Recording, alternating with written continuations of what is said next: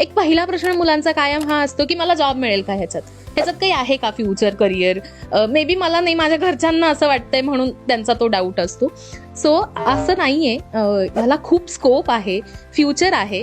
कारण कॉन्टेंट क्रिएशनला इतकं आता ते बूम मध्ये आहे सध्या. Content is the king.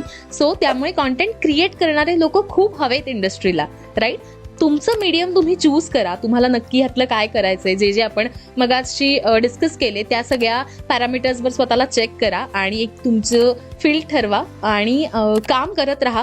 फक्त येस, तुम्हाला पेशन्स तुम्ही ठेवले पाहिजेत, कन्सिस्टन्सी तुमच्यामध्ये असली पाहिजे आणि प्रॅक्टिस करत राहा. त्याच्याशिवाय तुम्ही पुढे जाऊ शकणार नाहीत.